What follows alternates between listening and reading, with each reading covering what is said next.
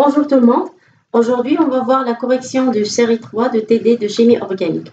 Commençons par le premier exercice qui demande de trouver la relation de stéréoisomérie entre les molécules suivantes, A, B et C. Les stéréoisomères, en fait, ce sont des molécules qui ont la même formule développée, mais avec un agencement spatial différent. Ce qui va nous permettre de distinguer entre les stéréoisomères, c'est la présence d'un carbone asymétrique dans la molécule. Un carbone asymétrique, en fait, c'est un carbone tétraédrique avec 4 substituants différents. A, B, C et D. La présence de deux substituants identiques ne nous permet pas de dire qu'il s'agit d'un carbone asymétrique. Donc, prenons notre cas de figure, la première molécule, la molécule A. Voilà. La première des choses qu'on doit faire, c'est la détermination des carbones asymétriques. Donc, on distingue les carbones asymétriques d'autres carbones. On va mettre un astérisque sur le carbone asymétrique. Voilà un carbone asymétrique avec 4 substituants différents. Le deuxième, elle est là, avec 4 substituants différents. Maintenant, il faut déterminer la configuration absolue de ces carbones asymétriques. Pour ce faire, il suffit juste d'appliquer la règle séquentielle, c'est-à-dire classer les substituants selon leur nombre atomique le plus élevé. Donc, on va commencer par ce carbone-là. Le substituant qui a un Z plus élevé, c'est le brome, avec Z égale à 35. Le deuxième substituant, si vous voyez ça, c'est un carbone avec Z est égal à 6 et celui-là, un carbone avec Z égale à 6. Par contre, ce carbone-là est lié à un azote avec Z égale à 7. Donc, et celui-là est lié à des hydrogènes. Donc, le deuxième substituant, elle est là. Et le troisième, c'est le CH3. Bien évidemment, le quatrième, c'est l'hydrogène. Maintenant, il suffit de lier les chiffres en commençant par 1, 2 et 3. Donc, en liant les chiffres, c'est comme si on a l'impression d'écrire la lettre S. Mais voilà, on a le plus petit des substituants et en arrière, la lecture se fait directement. Donc, si c'est un S, c'est un S. Voilà, mon carbone asymétrique est un S. Le deuxième carbone asymétrique, je vais toujours appliquer la même règle. Le premier des substituants, c'est un azote. Z est égal à 7. Le deuxième, là, on a un carbone, Z égale à 6. Et là, c'est un carbone, Z est égal à 6. Celui-là est lié à l'oxygène avec Z égale à 8. Par contre, celui-là est lié à un brome avec Z égale à 35. Donc, automatiquement, mon deuxième substituant, elle est là. Le troisième, c'est CHO. Et le quatrième, c'est le H.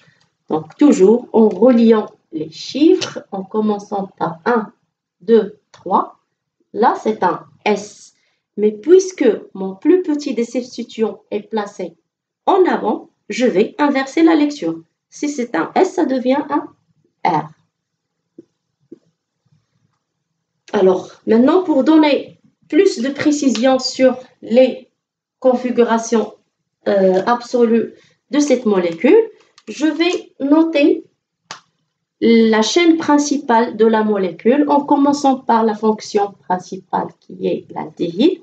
1, le deuxième carbone, elle est là, 3 et 4.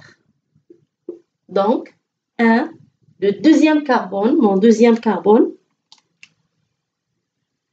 c'est un R. Et le troisième carbone, c'est un S. Et voilà la configuration absolue de la molécule A. On passe maintenant à la molécule B. La molécule B, elle est en représentation de Newman. Pour faire la configuration absolue en représentation de Newman, elle est un peu difficile. Et pour ne pas se tromper, il vaut mieux de convertir cette représentation à une représentation en perspective. Et c'est très facile. Là, je vais prendre le premier carbone qui est là, représenté par un point. Je vois en bas un Pardon, j'ai pas écrit un CH3 ici. Pardon. Voilà. En bas, je vois un CH3. Ce qui est à ma droite, je vais le voir en avant. Ce qui est à ma droite, je vais le voir en avant. Et à ma gauche, en arrière. Donc, un BR et un H. Toujours sur le même plan du tableau, voilà, se cache le deuxième carbone représenté par le cercle. En haut de ce carbone, on voit un NH2.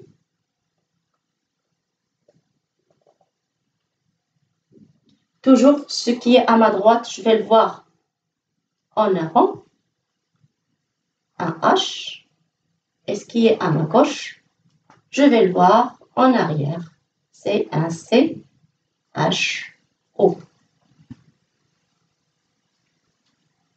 Maintenant, c'est facile. Je vais appliquer la règle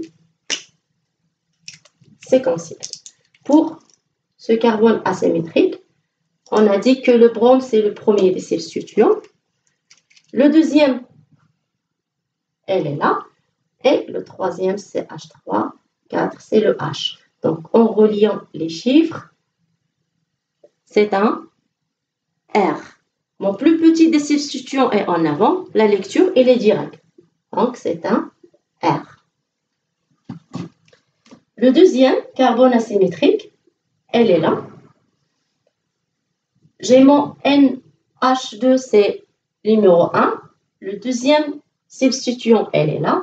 Le troisième substituant, elle est là. En reliant les chiffres, c'est un S. Mais puisque mon plus petit des substituants est placé en avant, donc c'est un R. Je vais inverser la lecture. Ça, c'est pour la deuxième molécule. Donc, pour plus de précision, mon deuxième carbone, c'est un R. Et mon troisième carbone de la chaîne principale, c'est un R aussi. Donc, je passe maintenant à la molécule C. Elle est en représentation de Fischer. Alors, pour la représentation de Fischer, c'est très facile de faire la numérotation. Donc, on va commencer par ce carbone asymétrique-là. Le premier substituant, on a dit que c'est le NH2. Le deuxième substituant, elle est là. Et le troisième, elle est là. Donc, en reliant les chiffres, 1, 2 et 3, c'est un R. Mais puisque mon plus petit des substituants est horizontal, je vais inverser la lecture. Pourquoi? Parce que l'observateur Fischer, il voit tout ce qui est horizontal, il voit vers lui. Donc, il les voit en avant. Donc, je vais inverser la lecture, c'est un R, ça devient un S. Pour le deuxième carbone asymétrique, voilà. On a dit que le brome, c'est le premier des substituants. Le deuxième, elle est là. Et le troisième, c'est le CH3. Le quatrième, c'est le H. Donc, en reliant toujours les chiffres, 1, 2, 3 et 4. Donc, c'est un R. Mais puisque le plus petit des substituants est horizontalement, je vais inverser la lecture. C'est un R, ça devient un S. Donc, le deuxième carbone de la chaîne principale, elle est S. Et le troisième carbone de la chaîne principale, elle est S aussi. Et voilà pour les configurations absolues. Maintenant, on doit trouver la relation de stéréoisomérie entre ces trois molécules. Donc, la relation entre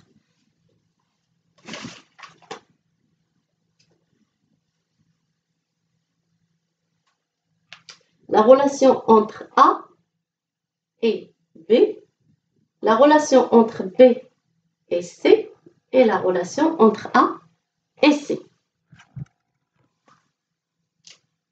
Alors, pour ce faire, c'est très facile. La relation, donc on va dire, est-ce que ce sont des enantiomères ou des diastéréoisomères?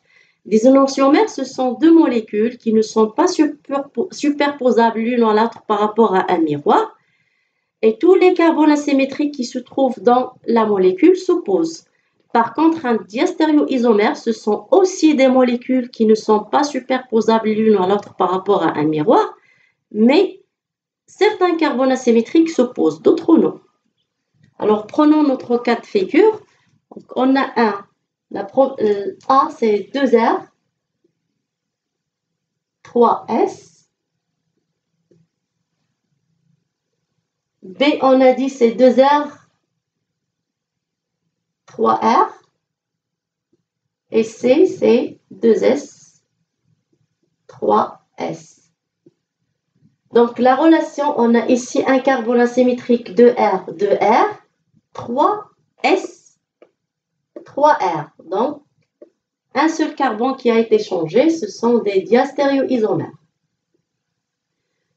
Le deuxième, entre B et C, c'est 2R, 3R, 2S, 3S. Donc, on voit bien que B est l'image de C. Donc, ce sont des enantiomères.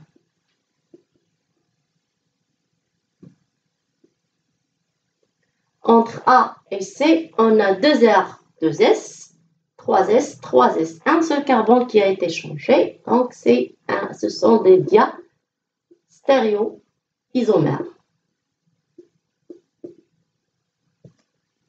Et c'est tout pour l'exercice numéro 1.